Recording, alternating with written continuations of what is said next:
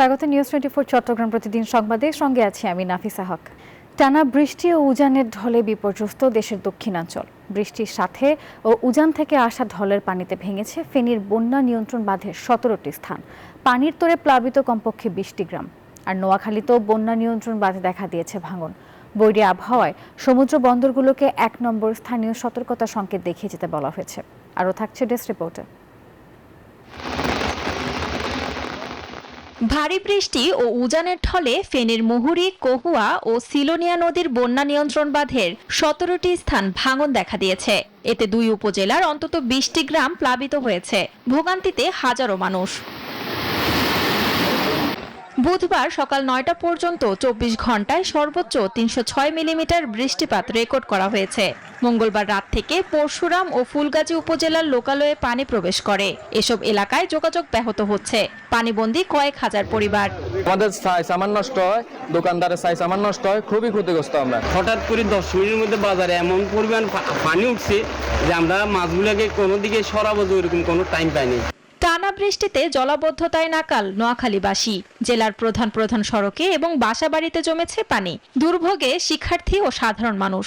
কিন্তু রাস্তার যে অবস্থা, পানিতে কোনো গাড়ি চলতেছে না, হাঁটু পরিমাণ পানি। গুরুত্বপূর্ণ যেসব জায়গাগুলো আছে সবগুলো প্রায় গত 3 দিনের বৃষ্টিতে হাঁটু পানিতে ডুবে আছে। প্রশাসনের দৃষ্টি আকর্ষণ করছে যে অতি দ্রুত এখানে ড্রেনেজটা পরিষ্কার করে পানিগুলো যেন এখান থেকে সরিয়ে নেয়, মানুষ যেন অতি সুন্দরভাবে এখানে বসবাস করে। বরিশালে 2 দিনের টানা বৃষ্টিতে 24 ঘন্টায় 160 মিলিমিটার বৃষ্টিপাত রেকর্ড করা হয়েছে। বৃষ্টির কারণে বেশ কয়েকটি প্রধান সড়ক ও অলিগলিতে জলাবদ্ধতার সৃষ্টি হয়েছে। এদিকে বেনাপোলে টানা 7 দিনের বৃষ্টিতে বন্দরে ওপেন ইয়ার্ড এবং বিভিন্ন গুদাম বা শেডের সামনে পানি জমে পণ্য লোড আনলোড চরমভাবে বিঘ্নিত হচ্ছে। এ ঘটনায় কয়েকটি প্রবেশ গেট সাময়িকভাবে বন্ধ করে দিয়েছে কর্তৃপক্ষ। কয়েকদিনের টানা বৃষ্টিতে সাতক্ষীরা পৌরসভার অধিকাংশ ওয়ার্ডে ভয়াবহ জলাবদ্ধতার সৃষ্টি হয়েছে। এতে ভোগান্তিতে হাজারো পরিবার। সর্বশেষ 24 ঘন্টায় 102 মিলিমিটার বৃষ্টিপাত রেকর্ড করা হয়েছে।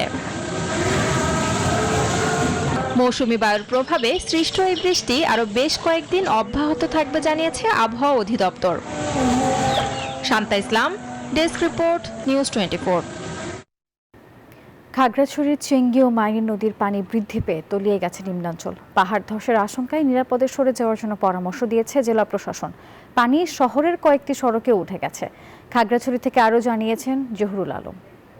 খাগড়াছড়িতে আজকে 2 দিন থেকে থেমে থেমে বৃষ্টি হচ্ছিল, তবে আজকে সকাল থেকে ভারী বৃষ্টিপাত হওয়ায় এখানে চেঙ্গি এবং মাইনী নদীর পানি বৃদ্ধি পেয়েছে। বিশেষ করে চেঙ্গি নদীর পানি বৃদ্ধি পেয়ে এখানকার নিম্নাঞ্চল এলাকাগুলো পানিতে ডুবে গেছে। আমি যেখানে দাঁড়িয়ে আছি এখানে খাগড়াছড়ি শাহী জামে মসজিদের পিছনে যে সড়কটি রয়েছে সেখানে এখন আপনার হাঁটু পরিমাণ পানি, রাস্তাটি ডুবে গেছে এবং পাশাপাশি মুসলিমপাড়া, গঞ্জপাড়া, উডবিল সহ বেশ কয়েকটি গ্রামের পানি ঢুকে পড়েছে। আমাদেরকে জেলা প্রশাসক ABM ইফতারুল ইসলাম খন্দকার জানিয়েছে পাহাড়ের পাদদেশে এবং নিম্নাঞ্চলে যারা বসবাস করছে তাদেরকে সরিয়ে যেতে এবং তাদের জন্য আশ্রয়কেন্দ্র খোলা হয়েছে। পাশাপাশি আশ্রয়কেন্দ্রে শুকনা খাবার এবং রান্না করা খাবারও বিতরণ করা হবে। বিশেষ করে পাহাড়ের পাদদেশে যারা রয়েছে সেখানে বেশি মারাত্মক ঝুঁকিপূর্ণ এলাকাগুলো রয়েছে, সেগুলো হচ্ছে কুমিল্লা টিলা, শালবন সহ বেশ কয়েকটি এলাকা। পাহাড়ের পাদদেশে বহু পরিবার বসবাস করছে। এভাবে যদি বৃষ্টিপাত হয় তাহলে এখানকার পানি আরো বৃদ্ধি পাবে। পানি বৃদ্ধি পেয়ে হয়তো আরো নতুন কোনো গ্রাম প্লাবিত হতে পারে। তবে এখানে এখনো এই পর্যন্ত বড় ধরনের কোনো পাহাড় ধসের ঘটনা ঘটেনি। খাগড়াছড়ি থেকে এই ছিল আমার সর্বশেষ পরিস্থিতি। এদিকে আবহাওয়া পরিস্থিতি নিয়ে আরো খবর শোনাতে আমাদের সঙ্গে আমাদের সহকর্মীরা যুক্ত হবেন। আমরা শুরুতেই যাব নোয়াখালীতে। সেখানে আছেন সহকর্মী আকবর হোসেন সোহাগ। সোহাগ, জানাবেন নোয়াখালীতে আবহাওয়ার সার্বিক পরিস্থিতি আপনি কেমন দেখছেন? জি ধন্যবাদ। আপনি যেমনটা জানতে চেয়েছেন, আমি আছি এখন নোয়াখালীতে। এটি নোয়াখালী জেলা জামে মসজিদ সড়ক। আসলে এই জেলা জামে মসজিদ সড়কটি গত 20 বছরও আসলে তেমন একটা পানি উঠেনি। গত বছর যেমন পানি উঠেছে এবারও ঠিক একই অবস্থায় পানি উঠেছে। আমি আপনাকে যদি বলি, এখানে জলাবদ্ধতাই নোয়াখালীর একমাত্র প্রধান সমস্যা। এখানে দখল এবং দূষণের কারণে আসলে মূলত এই সড়কগুলা পানি উঠে গেছে নোয়াখালী। এছাড়া জেলা জসকোর সড়ক এবং পেসলাভ সড়ক সহ বিভিন্ন সড়কে পানি উঠে গেছে। তো আমি একজন সচেতন নাগরিকের সাথে এই বিষয়ে জানতে চাইবো, কেন এখানে নোয়াখালী শহরে বিভিন্ন সড়কে জলাবদ্ধতা সৃষ্টি হচ্ছে, আপনার কি বক্তব্য? জি বিসমিল্লাহির রহমানির রহিম। আমি সচেতন হিসেবে বলতেছি, নোয়াখালীতে এই জলাবদ্ধতার কারণ হচ্ছে বিগত সরকারের দুর্নীতি, অনিয়ম এবং ঘুষবাজির কারণে সত্যিকার অর্থে জনগণের জন্য কিছু করা হয় নাই।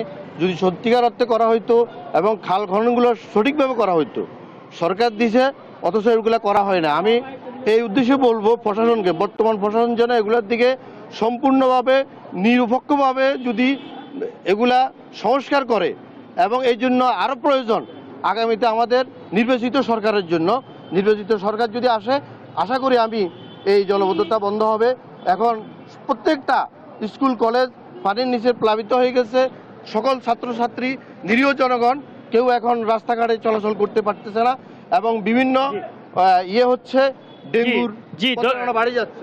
জি ধন্যবাদ। আপনি শুনছেন আসলে জলাবদ্ধতার মূল কারণ এখানে আসলে যেটা দেখা বিভিন্ন নাগরিক বলছেন যে এখানে মূল সমস্যা হলো দখল এবং দূষণের কারণে মূল সমস্যা। এখানে বারবার এখানে এই সমস্যার সৃষ্টি হচ্ছে। তো এই ছিল আমার কাছে নোয়াখালী থেকে সর্বশেষ। আমি ফিরে যাচ্ছি কুমিল্লায়। সেখানে আমাদের আরেক সহকর্মী সেখানে অপেক্ষায় আছেন, মহিউদ্দিন। তিনি সেখানকার পরিস্থিতি জানাবেন। মহিউদ্দিন,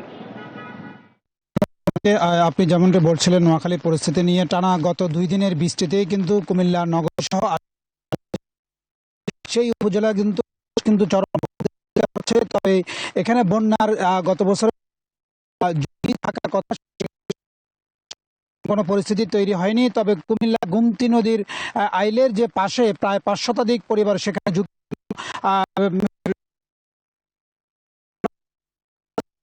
এবং গুমতি নদীর মধ্যে চলে গিয়ে পরিস্থিতি তৈরি হয়নি। তবে আমার পিছনে দেখতে পাচ্ছেন যে এখানে ভারতের ত্রিপুরার যেই ফানি রয়েছে, স্রোত বাড়ছে, মানুষ কিন্তু সেখানে কিন্তু তাদের জীবন শঙ্কা নিয়ে রয়েছেন। আরেকটি বিষয় জানিয়ে রাখি যে আসলে কুমিল্লা শিক্ষা বোর্ডের যিনি চেয়ারম্যান, তিনি যেমনটি জানিয়েছিলেন যে কুমিল্লা বোর্ড, ফেনী, লক্ষ্মীপুর, চাঁদপুর, ব্রাহ্মণবাড়িয়া সহ যে অধীনস্থ যে প্রতিষ্ঠানগুলো রয়েছে, যে শিক্ষার্থীরা যে তাদের পরীক্ষা দিবে, সেই কেন্দ্রগুলোর বন্ধ করা হবে কিনা সে বিষয়ে তারা একটি প্রতিবেদন মন্ত্রণালয়ে পাঠিয়েছেন। তবে সন্ধ্যা নাগাদ সেই সিদ্ধান্ত আসতে পারে যে শিক্ষার্থীরা এই অঞ্চলে যে বন্যা তৈরি হচ্ছে, যে সেই বন্যার কবলিত এলাকাতে আসলে কি তাদের পরীক্ষা নেওয়া হবে কিনা। সন্ধ্যা নাগাদ যদি এ ধরনের সিদ্ধান্ত আসে, পরীক্ষার শিক্ষা মন্ত্রণালয় থেকে সেটা সবাইকে বলা হবে। তো এই ছিল আমার কাছে কুমিল্লার বন্যার পরিস্থিতি নিয়ে সর্বশেষ। চলে যাচ্ছি স্টুডিওতে। মহিউদ্দিন এবং সোহাগ, ধন্যবাদ আপনাদেরকে। গোল্ডেন গার্ল খ্যাত ফুটবলার ঋতুপর্ণা চাকমার ক্যান্সার আক্রান্ত মায়ের পাশে এবার আমরা বিএনপি পরিবার দাঁড়িয়েছে। বিএনপির ভারপ্রাপ্ত চেয়ারম্যান তারেক রহমানের নির্দেশে রাঙামাটি প্রত্যন্ত গ্রামে ছুটে যান দলের সিনিয়র যুগ্ম মহাসচিব রুহুল কবির রিজভী সহ আমরা পরিবারের সদস্যরা। তুলে দেন সহায়তার থলেও, দায়িত্ব নিয়েছেন চিকিৎসার। এ সময় রিজভী বলেন, মানবিক বিএনপির পাশে এখন দেশের জনগণ। রাঙামাটি ঘুরে এসে আবু জাবেদের ছবিতে ফাতেমা জান্নাত মোমোকে সঙ্গে নিয়ে নয়ন বড়ুয়া জয়ের রিপোর্টে দেখুন বিস্তারিত। পাহাড়ি ঘেরা রাঙামাটির প্রত্যন্ত এক গ্রাম কাউখালীর ঘাগড়ার মাগাছড়ি অজপাড়া। এখান থেকে উঠে আসা ফুটবলার ঋতুপর্ণা চাকমা উজ্জ্বল করেছিলেন বাংলাদেশের মুখ, পেয়েছিলেন গোল্ডেন গার্লের তকমা। এই ফুটবলারের মা দুরারোগ্য ব্যাধি ক্যান্সারে আক্রান্ত। এবার তারই পাশে মানবিকতার হাত বাড়িয়েছেন বিএনপির ভারপ্রাপ্ত চেয়ারম্যান তারেক রহমান।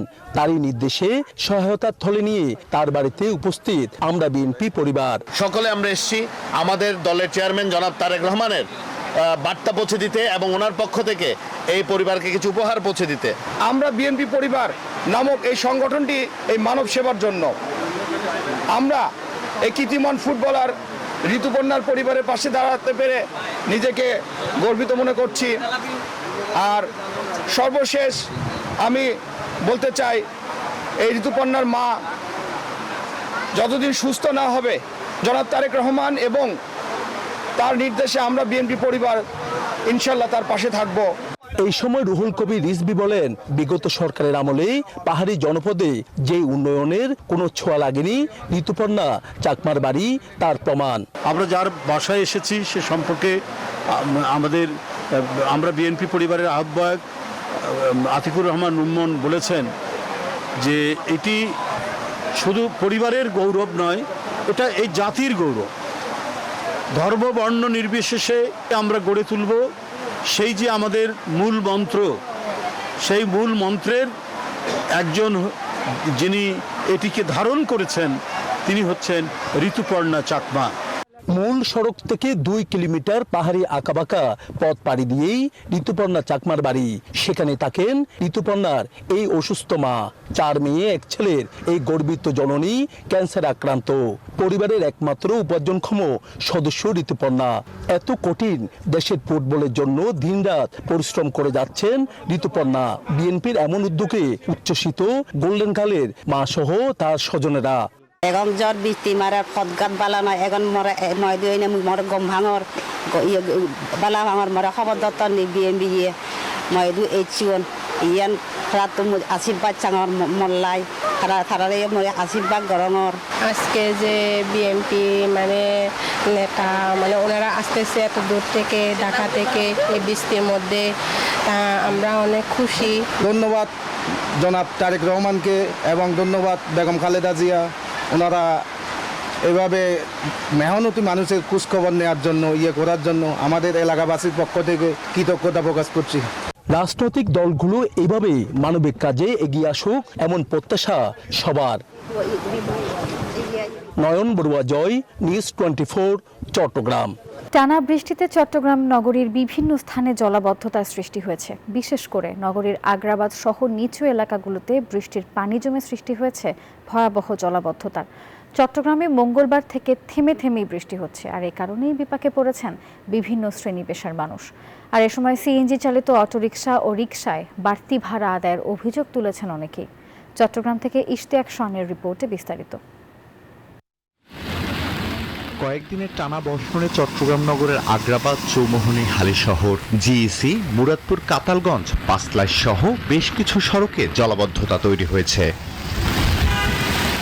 এর মধ্যে আগ্রাবাদের বেশ কয়েকটি স্থানে জলাবদ্ধতার সৃষ্টি হয়েছে। আগ্রাবাদ শিশু হাসপাতালের সামনের সড়কে পানি উঠেছে। এতে ভোগান্তিতে পড়েছেন হাসপাতালে আসা রোগীরা। পানি দুর্নীতি কাজ করতে গেলে ওই ভালো করে কাজই করতেছে না। এখন ওটা পরিষ্কার করতে বলছি, পরিষ্কার না করার কারণে আজকে অবস্থা। নালাগুলো একদম বন্ধ হয়ে গেছে, তাহলে পানিগুলো কোথায় যাবে? টানা সময় তো ওরা পাচ্ছে না, সেই জন্য আমরা আজকে জলবদ্ধতার দোকানে আমার কাস্টমার যে আসতে পারছে। জলাবদ্ধতার কারণে সড়কে যানবাহন চলাচলে ব্যাঘাত সৃষ্টি হয়েছে। পায়ে হেঁটে চলাচলেও সীমাহীন দুর্ভোগ পোহাতে হচ্ছে মানুষকে। সড়কে যানবাহন কম থাকায় বিপাকে পড়েছেন বিভিন্ন শ্রেণী পেশার মানুষ। এদিকে এই সুযোগে সিএনজি চালিত অটোরিকশা ও রিকশায় বাড়তি ভাড়া আদায়ের অভিযোগ তুলেছেন অনেকেই। আবহাওয়া অফিস জানায়, বুধবার বেলা 11টা পর্যন্ত 24 ঘন্টায় 85 মিলিমিটার বৃষ্টিপাত রেকর্ড হয়েছে। এই চলাচল হইতেছে, খাওয়ার আনতে হয়, খাওয়ার দূরে যাইতে হয়, তাদের সেই পানির জন্য যাওয়া যাইতেছে না, এই সমস্যা। রাস্তাঘাটও খারাপ, আর গাড়ি ঘোড়া তো এখানে আটকে যায়, যেমন সিএনজি, প্রাইভেট কার, মানে বিভিন্ন ধরনের গাড়ি এখানে আটকে যায়। তবে নগরীর বদ্দারহাট, মুরাদপুর এলাকার মূল সড়কে জলাবদ্ধতা হয়নি। সংশ্লিষ্টরা বলছেন, এসব এলাকায় জলাবদ্ধতা নিরসন প্রকল্পের সুফল মিলছে। Desk report, news 24। চট্টগ্রাম প্রতিদিন সংবাদ এ পর্যন্তই। ধন্যবাদ সবাইকে।